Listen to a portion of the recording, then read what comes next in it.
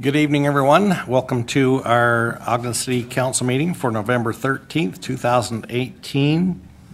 Let the roll call reflect that all council members are present. And by present, I mean they're all in the building. We have a few that still have yet to come up. I also do want to kind of recognize, looks like we have a who's who in the audience today. We've got former Councilmember Amy Wicks, current Planning Commissioner Angel Castillo. We've got former candidates Lorraine Brown, Kathy Darby, and we have a council member wife, Janie Nadolski, in the audience too. So I want to make sure she was. Oh, we have a Taylor Knuth from the Diversity Commission. So there's a lot of you. We appreciate all of you being here. So with that, I'll turn the time to Vice Chair Nadolski for the Pledge of Allegiance. Thank you. If you'd please rise and join me in the pledge. I pledge allegiance to the flag of the United States of America and to the republic for which it stands, one nation, under God, indivisible, with liberty and justice for all.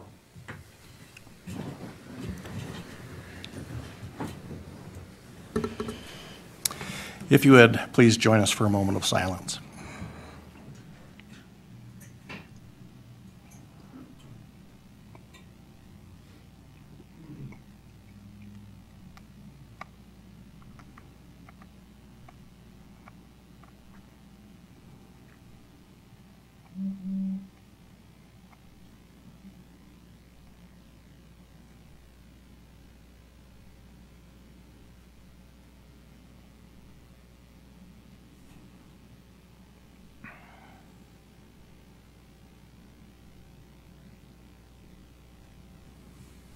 Thank you. For your information, there is a sign-up sheet for the public comment that's back on that table right there if you'd like to speak to the council. Not that you can't if you don't, but that will help us to kind of take an order for people that want to speak to the council. Also, I wanted to kind of, just for clarity tonight, tell you about our civility statement. It says, the City Council values all opinions and points of view as long as they are presented in a civil manner. The Council will not tolerate personal attacks, rudeness, disrespectful comments, insults, name-calling, or belittling comments. So as long as all those things work to everyone's advantage, we're happy to take any kind of public comment. Also, Councilmember White notified me that Chief Watt is here, and I didn't recognize him earlier, so appreciate you being here, Chief Watt. So we will open it up for public comment at this point, and so if you like to come forward and give us your name for the record and limit your comments to 3 minutes, we'd appreciate it. Brandon's grabbing the lead. Nothing on the sheet. So,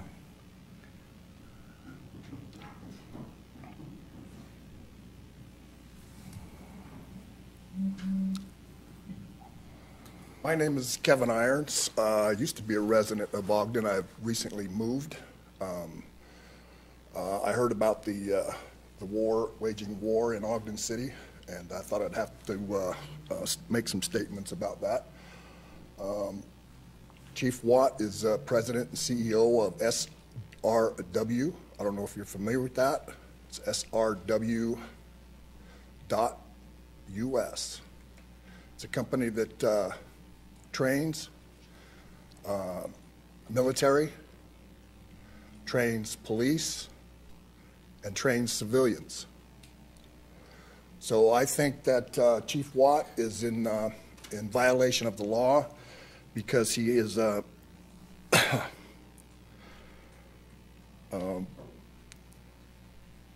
waging war in Utah and America by training officers to shoot to kill. He has a conflict of interest with his job and his company, and I think he needs to be fired. He needs to be removed from his job. That's all I got to say. Thank you for your opinion. Anyone else?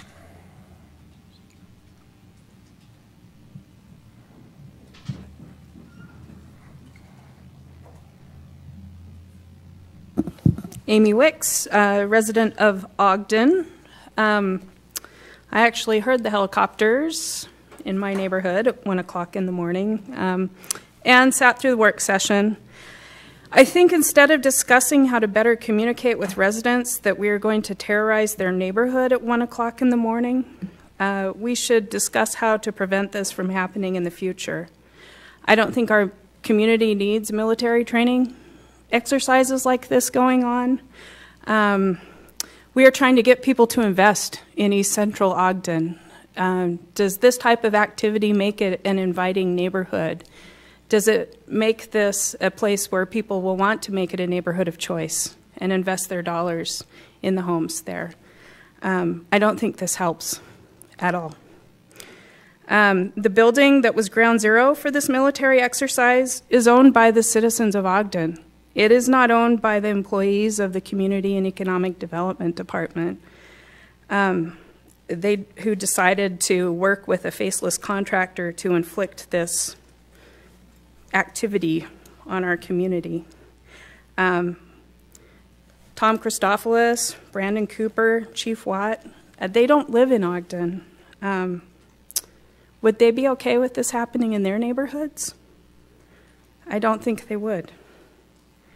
The area where this occurred has a large Spanish-speaking population, and from what I can tell, there was not a single effort made to do outreach with that community before or after this happened, and that is really not acceptable.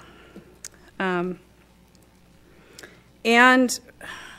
the follow-up from Ogden Police Department the next day was tone deaf and really offensive. Helicopters and guns being fired are not the sound of freedom to people, many who've served our country in the military and have PTSD. I work with some families who have kids in care in their home in that neighborhood, and those kids have PTSD. You're given notice that something's happening at 8 p.m. You can't even get them out before, they've gone to bed. So I want to know, how much was Ogden City compensated for this fiasco?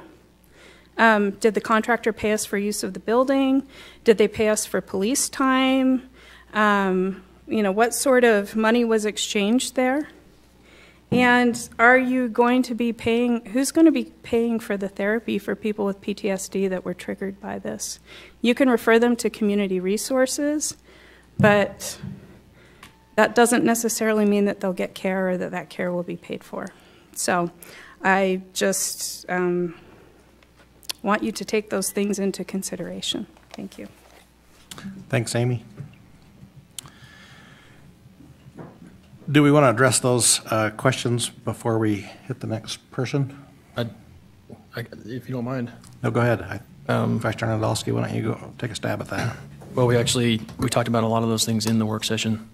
I think we made it clear, at least the mayor made it clear from his perspective, as long as he's here, we won't be hosting those exercises again in this community. I've made the same point clear online. I'll make them point clear now. If I have anything to say about it, those kinds of exercises wouldn't be taking place. We did talk about outreach to all communities. That's a challenge that we have not done well and need to do better. There's no doubt about it. But when we talk about communications with residents, I do not intend for that to mean that we need to communicate better about how we're going to have those kinds of exercises in our community, because like I said, I have absolutely no intention of ever letting that happen again in our community. What were the other questions, Chair Heyer? Payment. Did we receive payment? And the answer also was answered. The question was also answered in the work session, that no, there was not a single dollar received. What else was on the list? What about payment for our office? Payment for treatment. Oh, so we made, that was one of the last points I think we made in the work session, was the list of resources we've compiled, community resources that we wish to share with folks. So if you know of someone who needs access to resources or a list of resources, we're anxious to find out who, so we can help share those. Are you going to pay for it?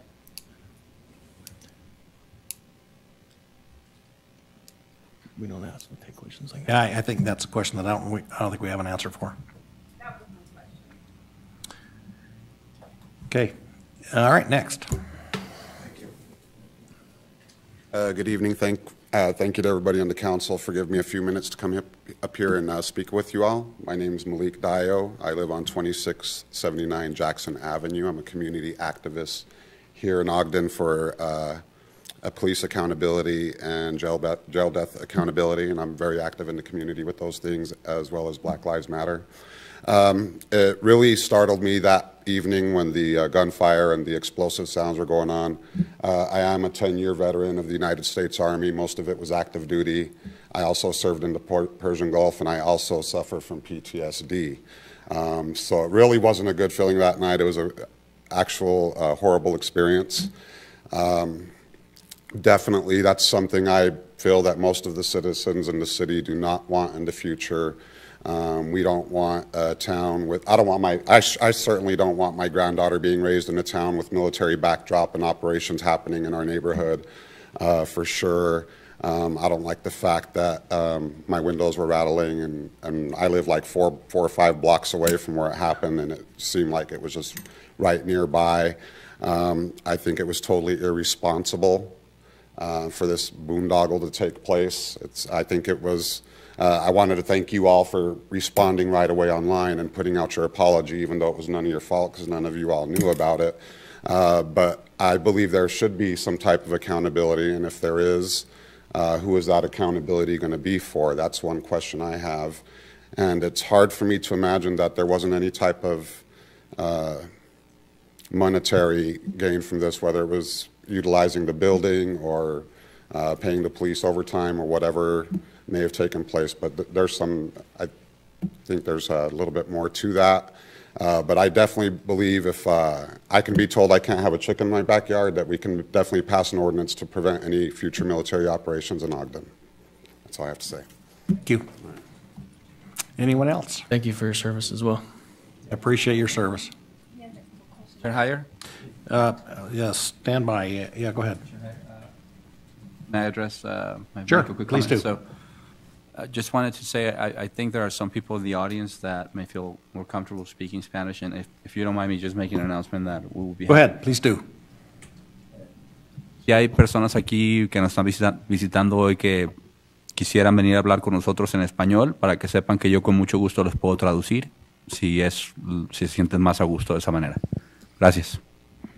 And you will translate Absolutely. back and forth. Okay. If it great. happens, and I mean, they may not be Sure. here to speak, but Sure. just in case. Thank Okay. you. Thanks. Okay. Yeah. Oh, sure. I'm sorry. That's okay. Go ahead, Angela. Oh, no, I don't think I have any answers for that. Oh. We had some questions that I. If you would like to respond to Mr. Dio? Do we pay the police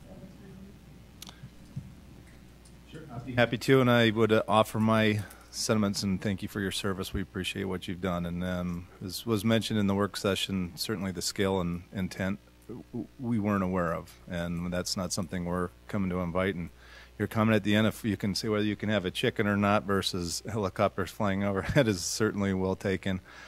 We do and have offered a sincere apology for everything that happened. If you want to talk to who's accountable for the end of it, all these employees work for me, and at the end of the day, that is on me to be accountable for. So I appreciate that. I can tell you that no compensation occurred. The intent and goal for this was to be supportive of our military. When our people work with some of our military friends, it does help us improve communications, and drills like this point out weaknesses in what we're doing in our systems, and this was certainly the case. We found a lot of weaknesses in what we do, and we're committed to addressing them. But I appreciate you being here. I'm sorry for your discomfort and fear, and I do appreciate your service, and we're committed to correcting it.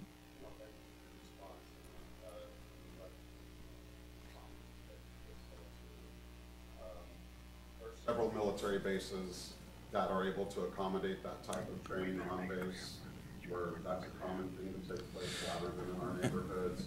And I think it's ridiculous for the police. Hey, Malik, we really don't have a method by which we can, communicate to people Well, and as sitting, mentioned, it so- won't happen again. Yeah, so, So there's no need to download the third-party app then.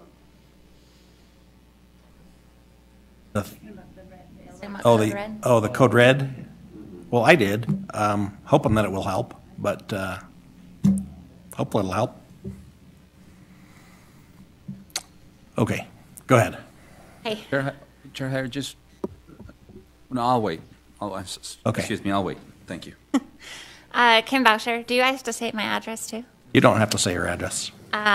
So I've already spoken with most of you, I think directly or indirectly. I've posted comments publicly and in private. I was really frustrated. I'm still frustrated with the lack of communication from admin. I really wish we had seen your face. I felt a lot more pleased with your comments, hearing them and seeing your face, and feeling the emotion. I think a video might have gone a lot further than a letter that I assumed was written by Cindy and approved by God only knows, whoever else. I live in that neighborhood on purpose. I've said that repeatedly. And I can't express to you, like I have my children were there. My dad has PTSD. It really doesn't matter. My personal story doesn't matter. This particular instance doesn't matter. I think it points out blatant holes in the communication process between admin and council, but also between the PIO officers.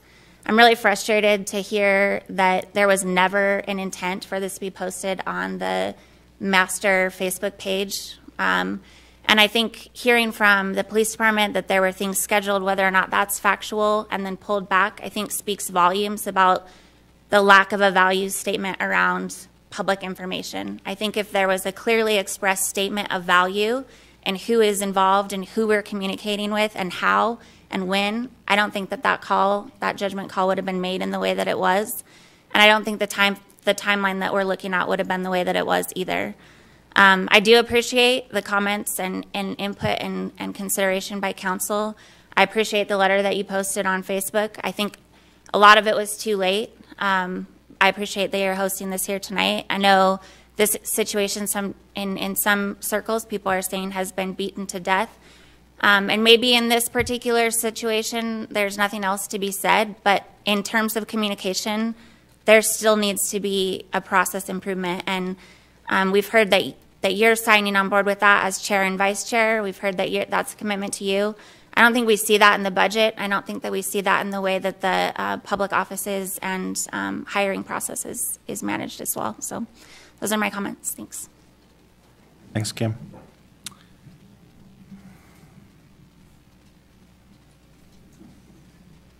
Hi, everyone. Taylor Knuth, 726 25th Street. I want to address this issue from a perspective that I think hasn't been mentioned. I was in D.C. at the time, and I woke up at 3:30 in the morning to my little sister calling me, and it was 1:30 here. Just days before this, there had been another instance on Adams and 21st, I believe, where there were helicopters and there was shooting, and I do believe that it ended in somebody getting shot.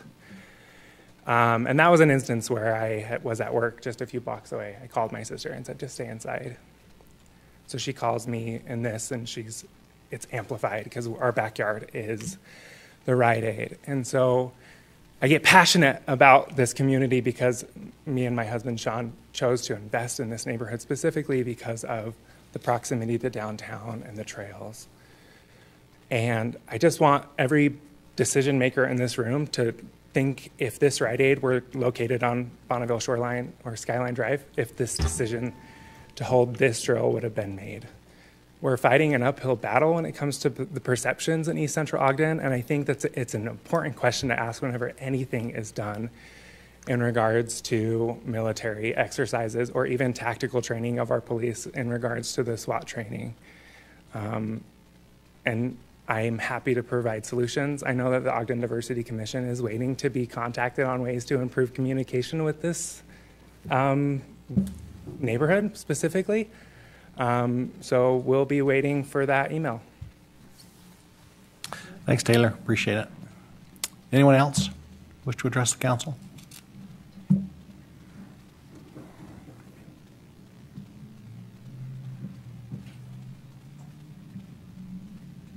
Bill Castillo, 1260 25th Street. I'd like to thank the council first and foremost for their expedient action in providing a response. I spent a lot of time online and Facebook and saw many groups chattering and posting, a lot of afraid people, a lot of people who were on both sides of the fence. And I think the council did an amazing job with pulling together a actual physical place to talk about something and then putting responses online. So I'd like to commend you all for operating with what appears appears that the city doesn't have a crisis management plan. Particularly coming from some of my background is in production. It's kind of difficult to look at the situation and understand why things weren't checked ahead of time. Why wasn't the code read to system tested prior to? It seems like it was, that's what we're going to do, and it's a great solution, but there wasn't a test of it before, or you would have seen these holes in productions. And as far as for our police department participating with the military, I think that is a great thing. I think we want to develop those relationships. And from everything I've read online, clearly this was a situation that was much bigger than it was intended, and some mistakes were made. And so rather than, dial down and make accusations, let's move into solution as a community and figure out what we need to fix this. I think it's an excellent teaching moment as to, again, what Ms. Bowser said, that we have a communication problem with these citizens not knowing what's happening. And as much as I am in full support of our police department, I think it was a big mistake on their part not to post on their social media the minute the exercise commenced. And from a crisis management standpoint, while the city council was responsive, administration was silent for almost a week. And that made me feel personally, and I know that it wasn't the intent, but it made me personally feel like the mayor didn't care. And I don't know what the circumstances were beyond that or whether that was a decision, but from the crisis management that I've done for clients, you have to own it, apologize for it, and fix it. And just when CNN reports a live and occurring story, you spit out, say, we're listening, we're trying to find out. Just that reassurance. I think a lot of people needed the reassurance that the mayor was listening and that the mayor was caring. And even though the mayor may not have had all the answers, that there was going to be work done. And so I really appreciate everybody coming together and pulling this session so that people could be heard. But I think we have a really big problem with communication between the city and the citizens, and there's a whole lot of strategies that can fix that I think need to be implemented, and I'm sure those cost money, so that's, I guess, your guys' problem to find it in the budget and fix it. And lastly, what was it? Let's give a shout out to our 911 operators. I didn't hear anything on any of the social media chatter that said that they couldn't get through and that they couldn't get an answer. So there were things that were done right. Let's just pay attention to what was done wrong so we don't repeat it. Thank you. Thanks, Angel. Appreciate it. Anyone else?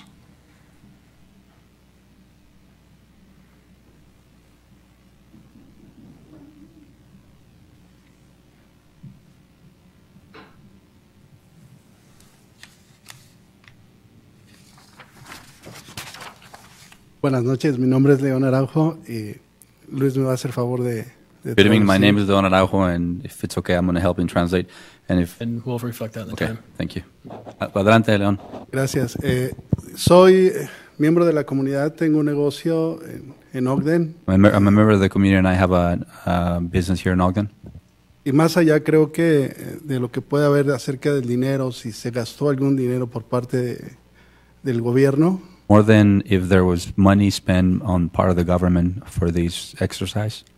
O el motivo por el que se llevó a cabo esta práctica. Or the reason why this took place. Hablo por parte de mi comunidad. I'm speaking on behalf of my community. La mayoría tengo mucho contacto con gente de habla hispana. I have a lot of contact with the Hispanic and Spanish-speaking community. Y la gran mayoría de ellos están inquietos y preocupados por lo que ocurrió en esa fecha. And most of them are very worried and rattled by what happened. Tengo la fortuna de hablar ante ustedes y agradezco el tiempo. Quiero abreviar dos puntos importantes, creo yo. I appreciate the opportunity for being here and letting me talk to you about these, and I have two important points that I want to bring up.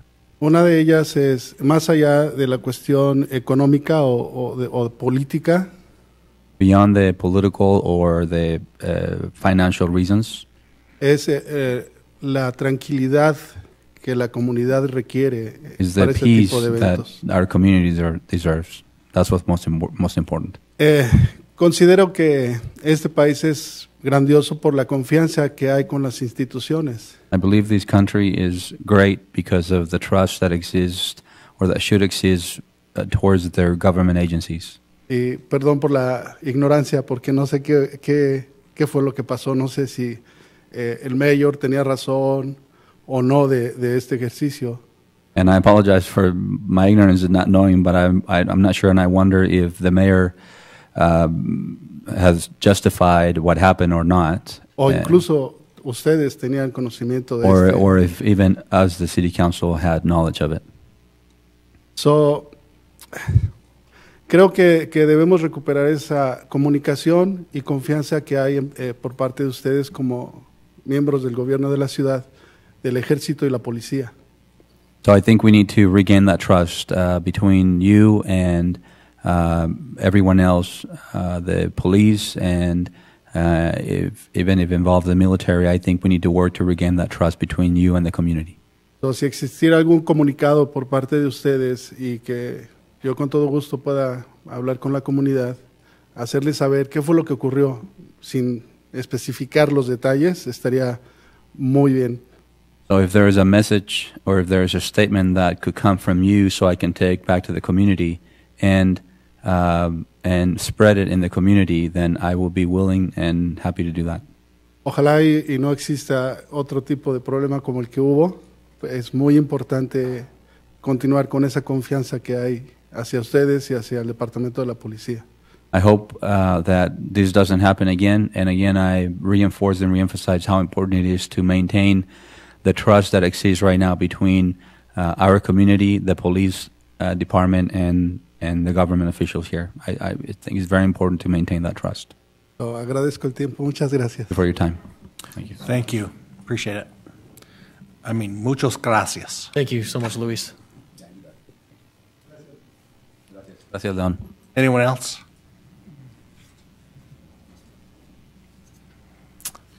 Okay. I'm seeing no movement. I'm just speaking. We've shared comments and we've shared our statement and we've shared how we feel and how we're going to fix it. But I'm not sure that, and I apologize, I didn't catch his name, but I'm not sure that this man has actually heard or caught that. Right. Do we want Luis to kind of share that now? Like share something it would be well, in Spanish. It occurred to me that perhaps those statements needed to be translated. Yes, and exactly. Posted, I can, in conjunction. if you don't mind, I can take 1 minute and let Leon know what's going on. Yeah. Thank you. So much. León, para que sepan, el presidente municipal escribió una carta en inglés y se puso en los medios sociales y se explicó exactamente qué fue lo que pasó. Y es una carta que lo explica con mucha amplitud.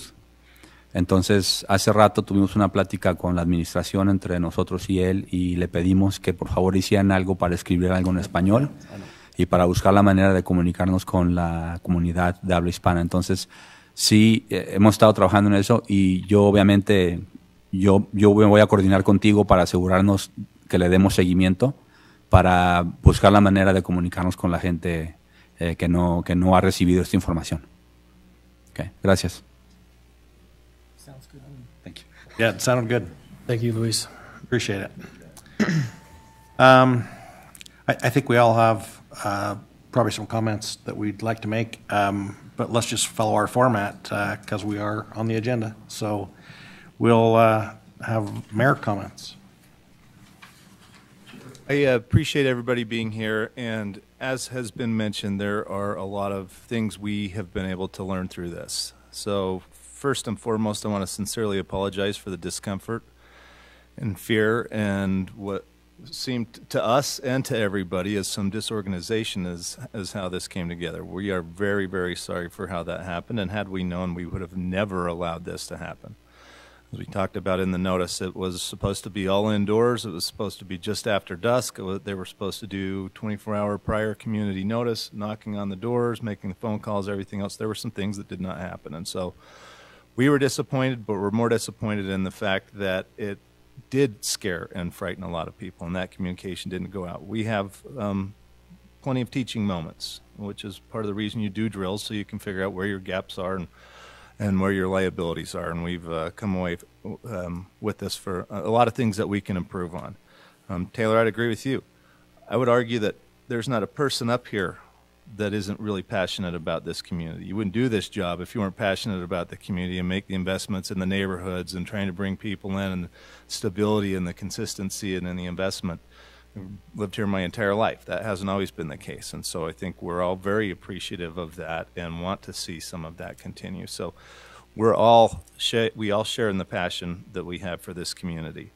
The late notice was correct, like we talked about.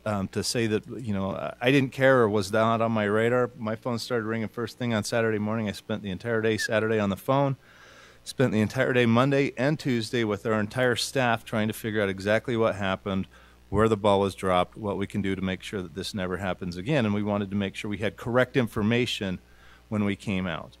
We should have, in retrospect, got on and said, hey, I'm all over this. We absolutely have a commitment and a priority to everybody that's affected. We'll get you the answers. It just took us a little bit of time to do that when you look at the timeline. And so for that, we sincerely apologize.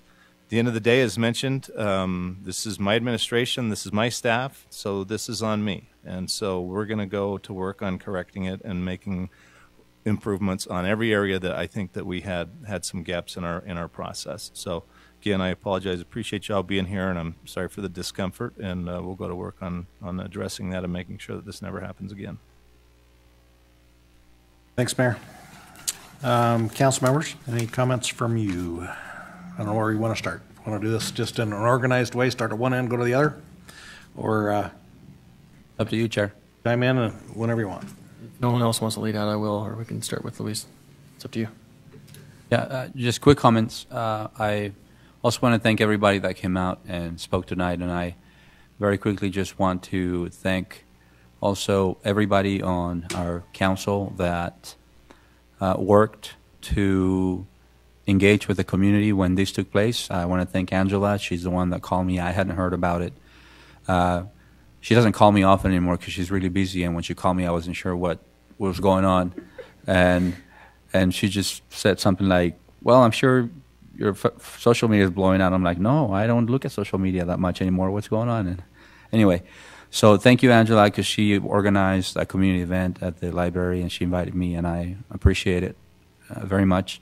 And I also want to thank our leadership. I want to thank our chair and vice chair for leading the efforts to work with the administration behind the scenes and openly, as we did today, to address what happened. So thank you for that. Yeah, I'll be brief. I was gone Friday night, and Saturday morning we got home. I took my two daughters to learn how to drive a stick shift. That's when my phone started blowing up.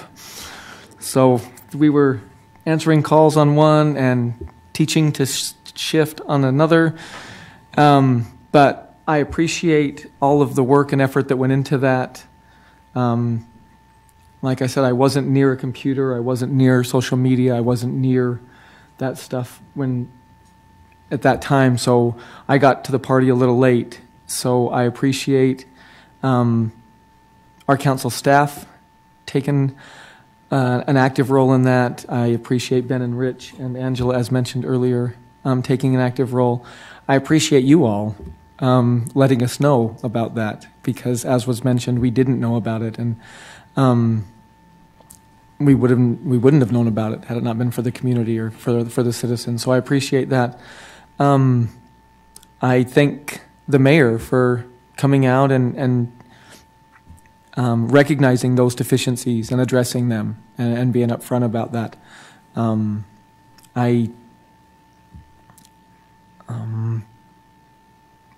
I know that we have a role to play as city council members. We've talked about not allowing this as long as we're here, but maybe there's things that we can do ordinance-wise and put that into zoning so that we can take care of that on our end, so that, believe it or not, we may never we're not all going to be here forever, but we can assure those things that they will not happen again. Yeah, Angela wants to be here forever. Doug's been here. Good one. Yeah, and Doug. I'm not sure when. Yeah. But I think there are things that we can do on our end that would assure those safety nets for future, for moving forward. I appreciate the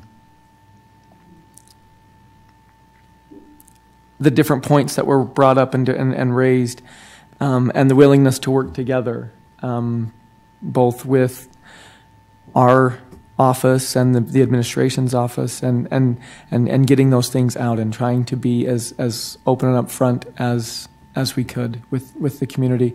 I don't know what to say. So just thanks to all there has been a lot of man hours put into this, and I appreciate those people willing to do that. And I agree with what was said also.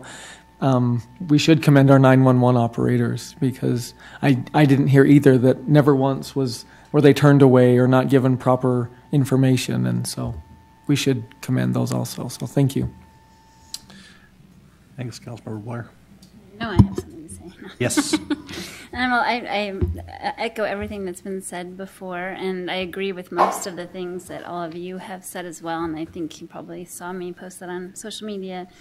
I think that I appreciate so much the leadership and the other council members for taking this as seriously as they did, as quickly as they did, and taking their Saturday and Sunday and Monday, every day, to address this issue. I think it's definitely highlighted some things that we need to work on and raise them as priorities. We keep saying, what are the community's priorities? You know, we don't really know. We're trying to get a read on that. We know now that communication and working through this is, we need to raise that to a higher bar and think about more non-traditional ways of communicating with folks and making sure it's accessible to different populations. I think at the heart of it, the thing that I really was so angry and hurt about on Saturday morning when I heard about what happened, because I slept through it because I was really tired, but was just that this is actually totally out of alignment with what we're actually trying to do with our community. And so that kind of rub is very challenging. Yes, we want to be supportive and make sure our military is trained, but in this particular area especially, this is not the kind of community we want to build or have people feel fear, right? We want people to feel peace in their lives. We want people to feel safe. And that's all I want in my life, and that's what everybody else wants too. But we have to realize that certain populations that live in our community are very vulnerable because of many of their life circumstances that are not in their own control, right? So I think that's just the message I want to leave with, is that we need a bigger vision of why we want to do things or don't want to do things in certain places at certain times to certain people. So, thank you. Can we start down on this end again? Work back to the middle. Sure. He really has. Doug, you got? Thank you, Chair. As we mentioned in our work session, if it would have happened in our neighborhood, how would we feel? I think the impact is evident. You know, if I was awakened at 12:30 at night with helicopters overhead and police right across the street, I'd wonder what was happening. There are several goals that we're trying to achieve on this council. One is improving our communications. Funding is going to have to be an intricate part of that operation, but also transparency, and I think they go hand in hand. If you have the right communications, hopefully the transparency will be evident there. We need to own this situation. And I believe with our session in the work session, with having the mayor come forward and giving us a timeline and telling us what is happening, transpired, and what we should have learned and what we have learned is part of that ownership. But there are other things that we need to look at and take care of at this particular time. The East Ogden Bench community, I have some grandkids that go there at the New Bridge. But we've spent a lot of time and effort and many years and funds in trying to improve and make that a place by which people enjoy living there. But this situation did not improve that type of a situation. Our council staff, Janine, put out the information, and the information was to all the council members of what is actually happening. And I appreciate the effort that our council director has taken on this, and also the council staff. But the important thing is that I'm very sorry that this had to happen. I apologize to the citizens of that community for what happened in their neighborhood and for the impact that has happened in their neighborhood. But the other thing that we need to look at is that we need to continue to improve our communication skills in our sessions of working with the citizens in this area. Again, I'm sorry about what happened. It's something that we'll learn from it and move forward, but it's too bad it had to happen in our area there. Higher? Yes, sir. I have a follow-up comment. Whenever you like to recognize me, whether now or later, just wanted to let you know, please. Go ahead. Very quickly then. I just wanted, excuse me? What's that? No, He's yanking your chain. Sorry. No, I'll make it very fast, really, because I know we don't want to make it really, really a long night. But Leon made me remember something when he made his comments about the trust between the community and the police and our city representatives. And I just want to say that shortly after I was elected to office, there was a lot of fear in the community because a lot of people in the Hispanic community were feeling a little apprehensive when there were threats coming from the federal government to go after people in the community. The Hispanic community was very nervous. And Chief Watt and the mayor were very accessible and very proactive in working with local Hispanic organizations to come out and interact with the community and show support and reassure the community that they were here and they are here to protect everybody and to make them feel safe. And so I just want to recognize that and as a way to sometimes shed light to the fact that one bad incident can overshadow all the good things that happen in our community and our city. And so I'm very appreciative of the support we have from the administration and from the police department, especially when those types of things have happened in the past. Thank you. Go ahead. It's your turn. So I just want to say thank you for all that are here and listening on Facebook and all of the videos that are going on. But I just want to say that I was out of the country at the time, and I have to say that I'm pretty sure I used up my data plan talking to you all and others that had communicated with me. But I want to reassure you that we've listened and that we are a responsive council and that we continue to be transparent. And I believe that I think Councilmember Lopez was alluding to this, but sometimes when bad things happen, we get better. And I think this is one of the things that will make us better. And just even listening tonight, we learned too that we were quick to judge that we didn't, or that the administration didn't send out anything in a Spanish version, but neither did we. And so I think just even looking internally on our side is we need to continue to learn as well. So a bad situation and a bad experience happened, but hopefully we can all learn from this and move in a positive direction. So thank you for being somewhat patient with us as well as we learn through this process. Thank you. Vice Chair Nadolski? Thank you, Chair. I excuse me, listened to all of the feedback tonight and all of the feedback that we've received up to tonight. I don't know what else to say other than what happened was devastating for our community right now. I and we hope people know how much we care about you. And we can say communications should be a priority. We can say we've got work to do and lessons learned. We have to show that we're going to do those things next. And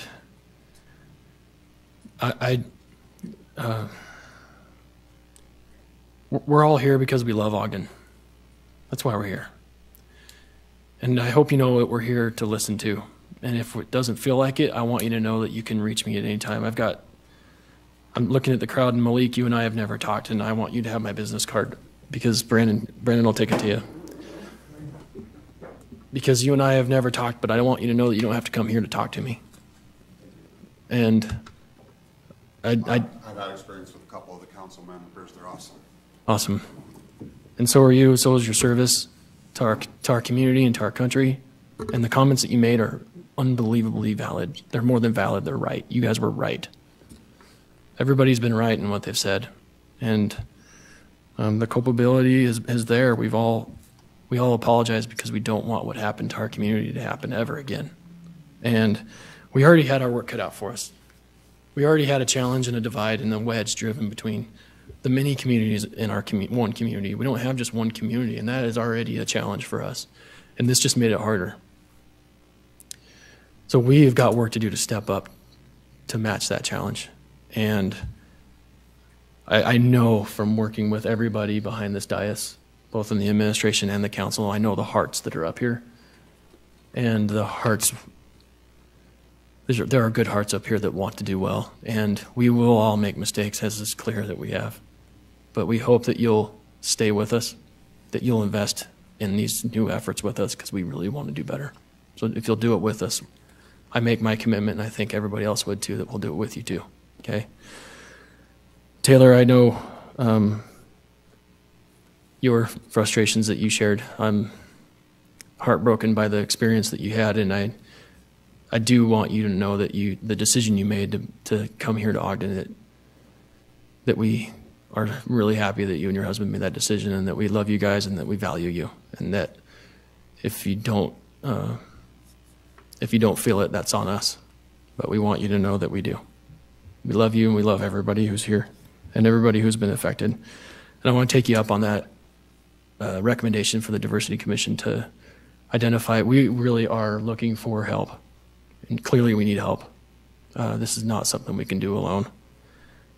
So if the Diversity Commission is willing, I'll make a request that our staff help draft a specific request that we do that. And of course, that'll have to go through the council process, but I'd like to look for it. And Councilmember White made the point, she's dead right. We didn't reach out in Spanish either. And we've actually hired Brandon Garside, who does speak Spanish, and that was part of our, but where he can't, where he doesn't, we have Luis, but that was part of our thought process, and we didn't take advantage of it. And so we need to do better. I want to thank the administration as well for the accountability, and I know this hasn't been easy. It hasn't been easy for anybody, but I appreciate you coming today and having the conversation face-to-face, because I think it's really important that people see us having the conversation, but also have that conversation with us. So, and for Leon, if you'll help me with that. Leon, I want you to know that we think about what you shared with us a lot. Quiero que sepas que pensamos mucho en lo que compartiste todo el tiempo. We want you to know that we do love you, and that we value you and what you bring to our community. Quiero que sepas que los queremos mucho y respetamos mucho y valoramos mucho lo que ustedes traen a nuestra comunidad. And that I make the request that if you'll let me, I'd love to come and meet you, to understand you, learn from you, and to build a better relationship both with you and with the people that you represented today.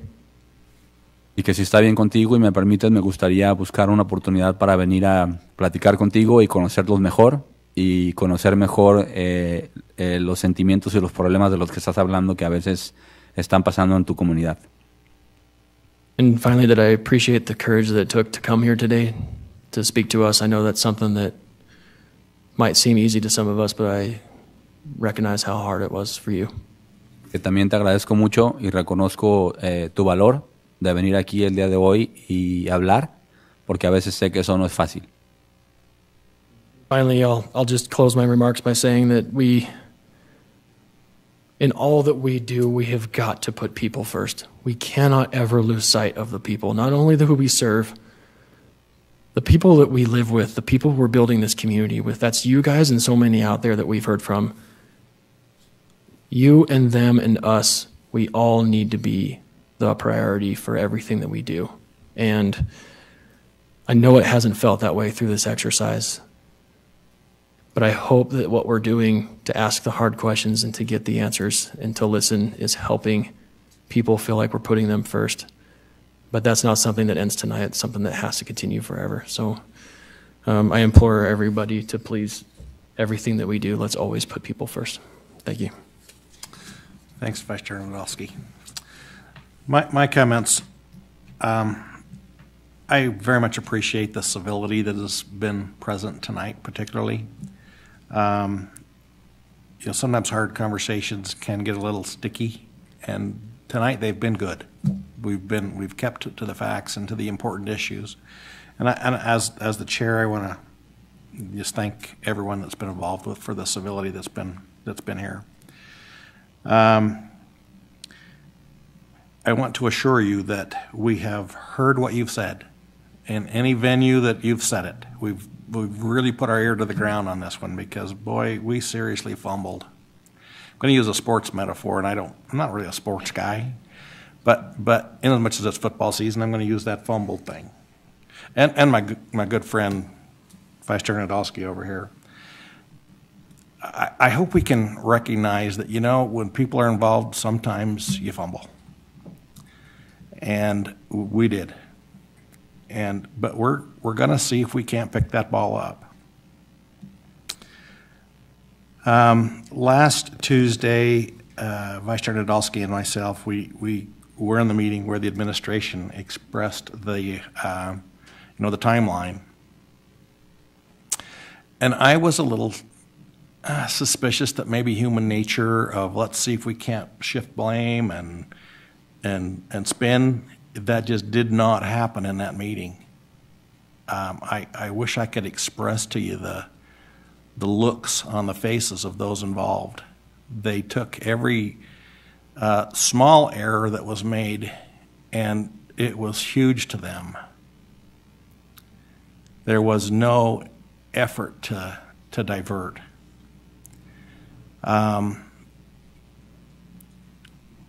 And that meant a lot to me as we watched that. We, as a council, have to take some responsibility also, because we've talked about this communication thing in the past. I mean, that is an issue that's been ongoing. And so, from my perspective, I think we need to put some priority to some of these things, take these lessons learned, and make sure that we get some application to them. Work on our website so that there's a pool where things can clear, this information can clear, everybody can go to one place and find out. There's just a lot of them, and I cannot mention all of the things that I think we can apply from this.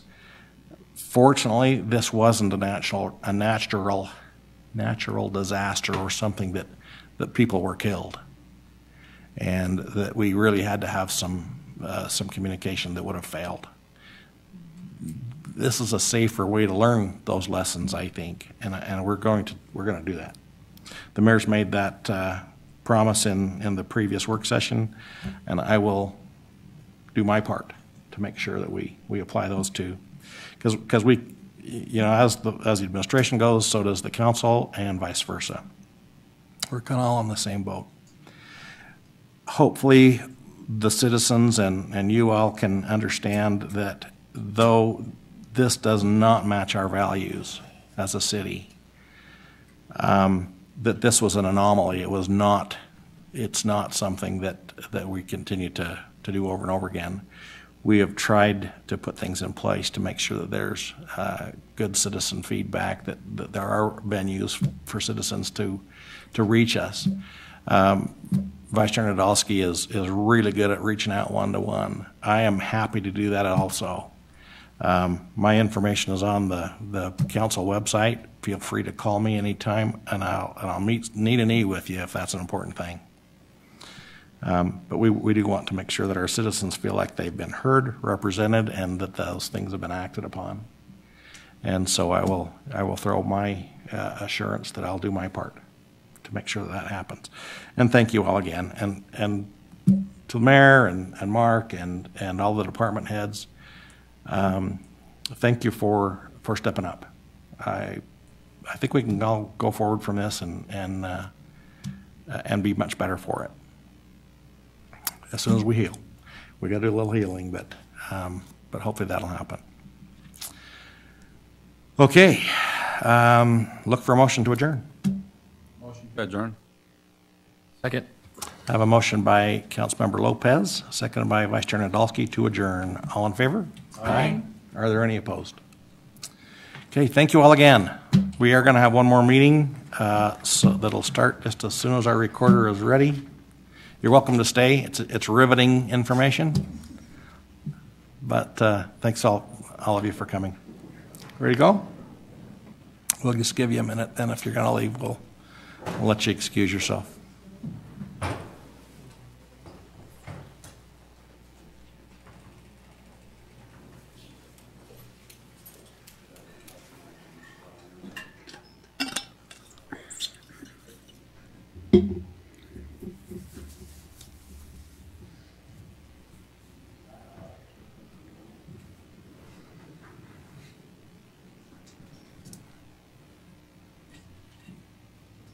Okay. Welcome, everyone, to the November 13th, 2018 Ogden City Redevelopment Agency meeting. Let the roll call reflect that all board members are present. And the first item on our agenda tonight is reports from administration concerning the 1775 Washington Boulevard. Brandon Cooper will be presenting. Okay, Mr. Cooper, welcome. Hiding behind the pole back I didn't know you were there. here. I was like, I was looking at the whole thing. Like, who's going to be here? I heard the whole time. thing. I thought you left. The crowd got up and walked out, and I thought you I were should have left way earlier than that. But thank you for handling challenging issues, and thank you for your time.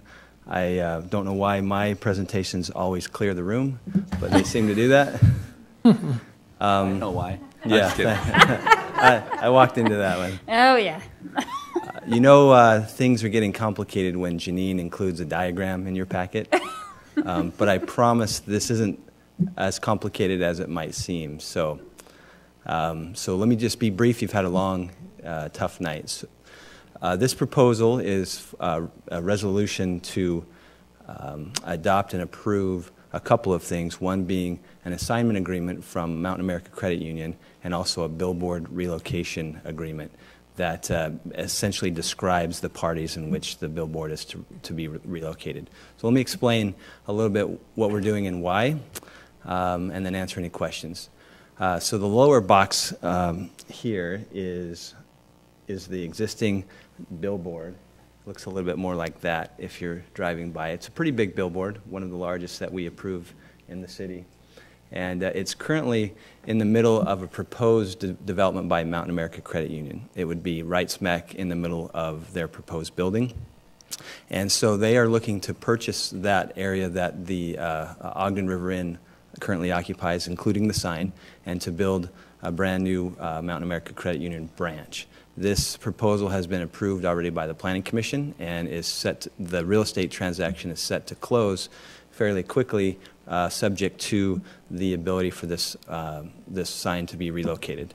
The proposed new location of the sign would be just a couple 100 yards to the north.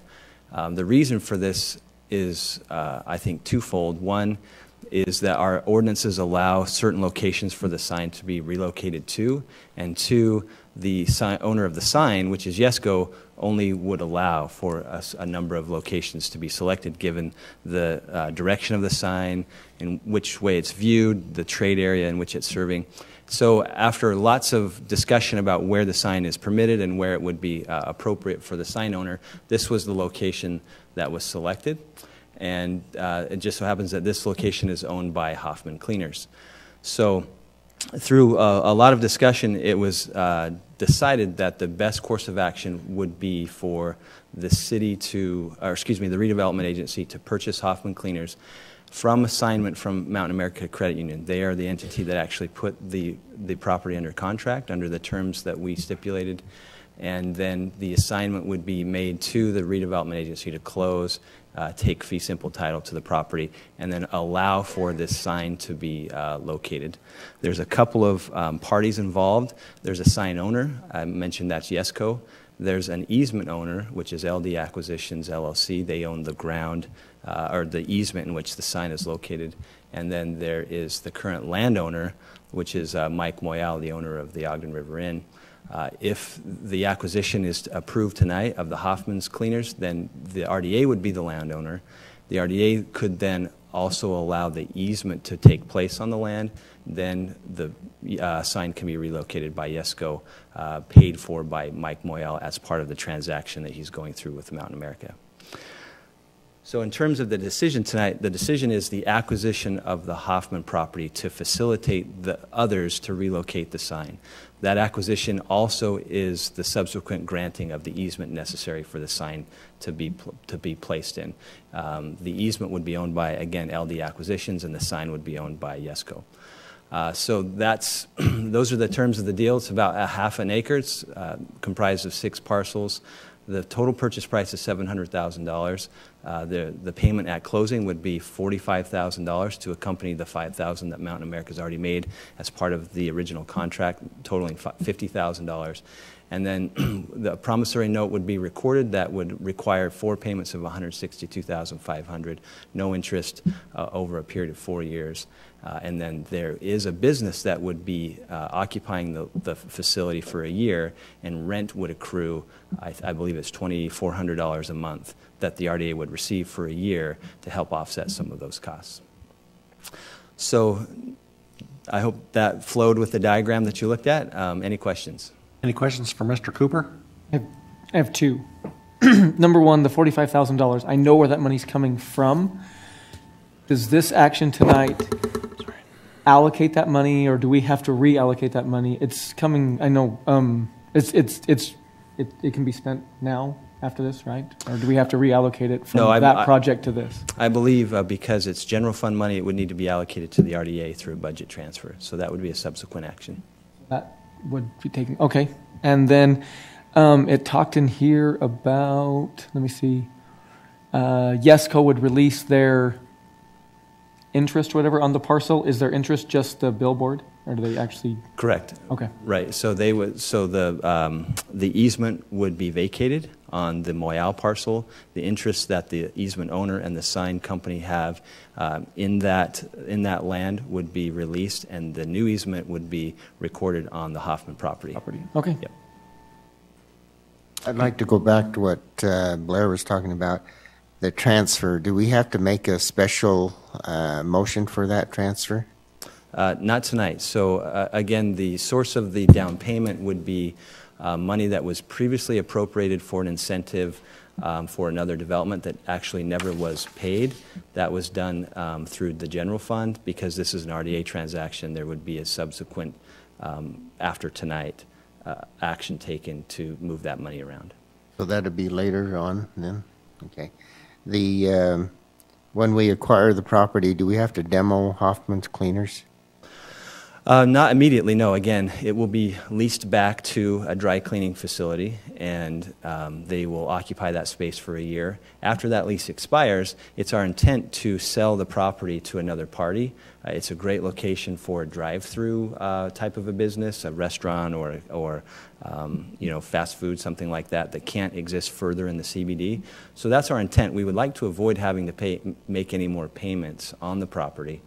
So our intent would be to list it immediately at closing. We don't have to wait to list it. We'll list it immediately.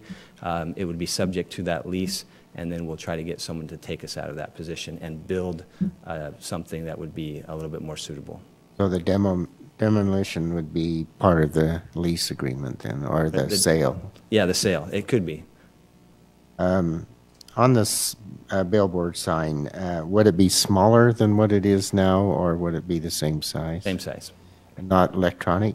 Would they put electronic board up there? No. It would be the same size, same type of signage. Same height, same... Follow up, do you mind? No, go ahead. I was just wondering, do you foresee, I think I know the answer to this question, but I'll ask anyway. Do you foresee any challenges with having that billboard in that location? You know, once you do want to use that space for something else, do you foresee any challenges with that?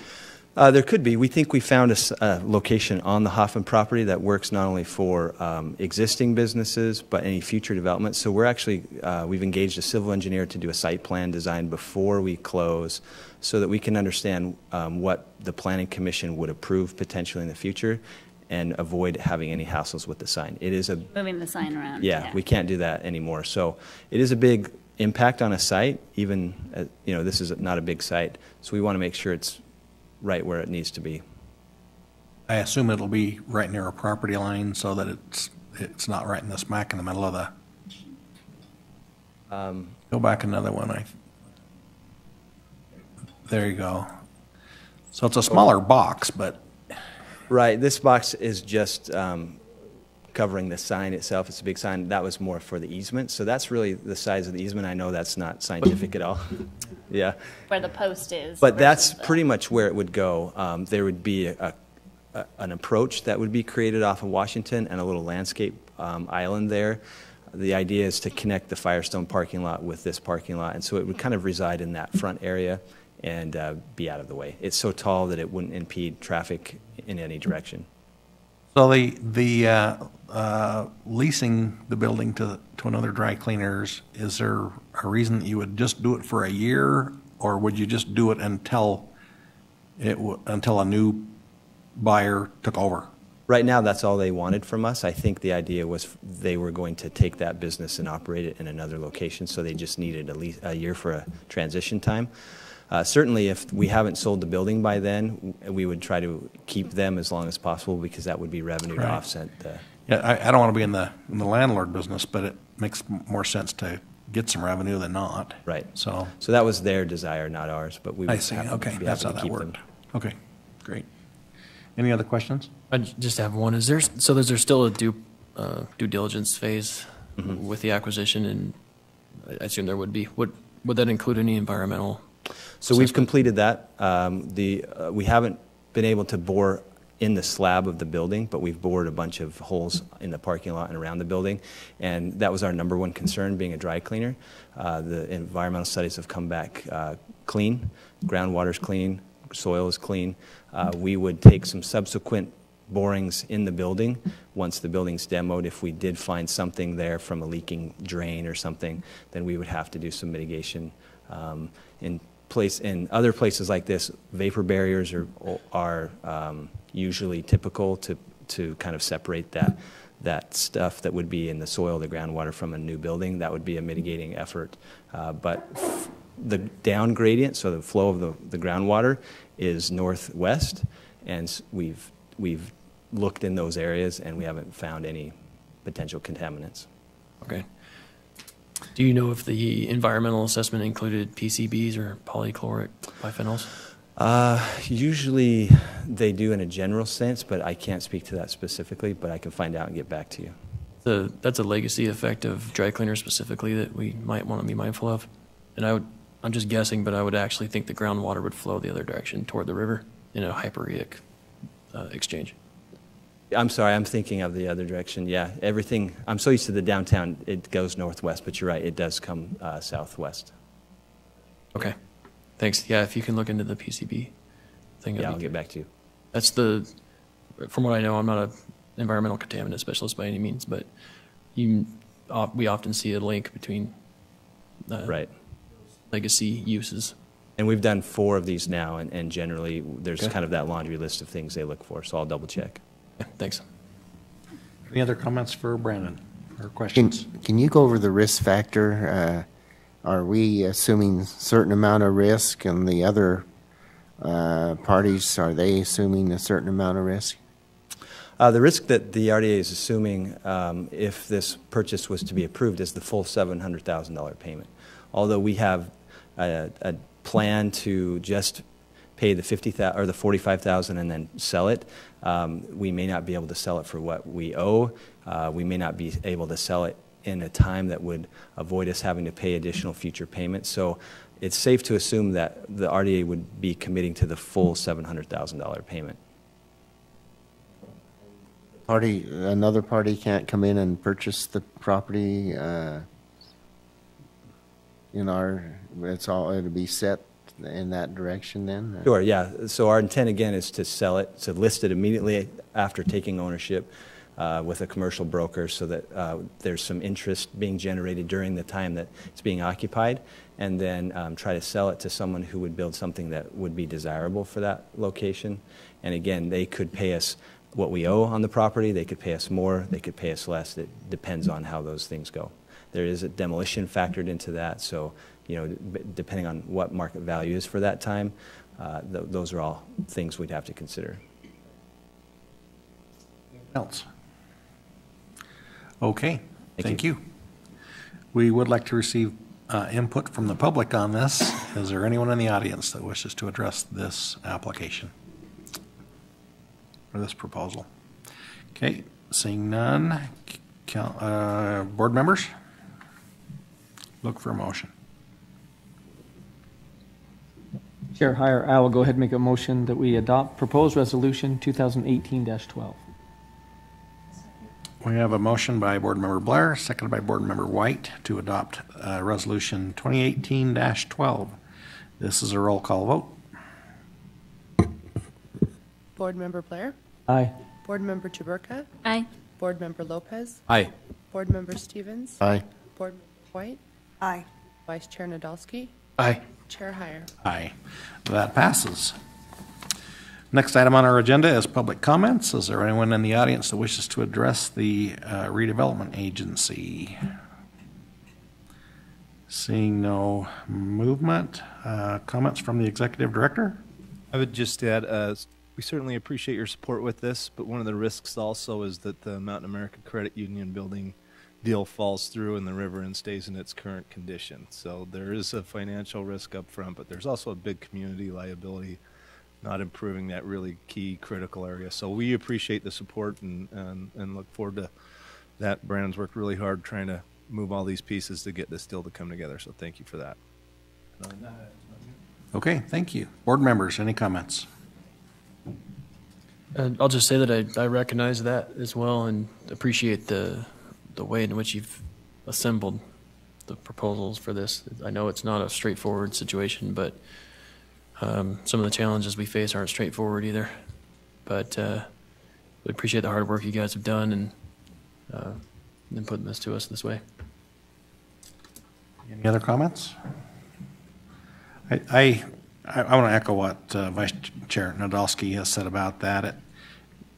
I was on the Planning Commission when we started working on this river project, and there were a certain set of standards that we put forth, and it's been evident that while those were certainly desirable, they've been challenging right on Washington Boulevard.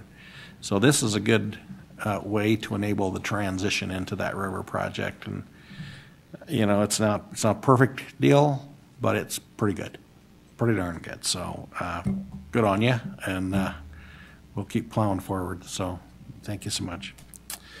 Okay, I'll look for a motion to adjourn. Motion to adjourn. Second. Got a motion by Board Member Lopez, seconded by Vice Chair Nadolski to adjourn. All in favor? Aye. Any opposed? Okay, that's a wrap, folks.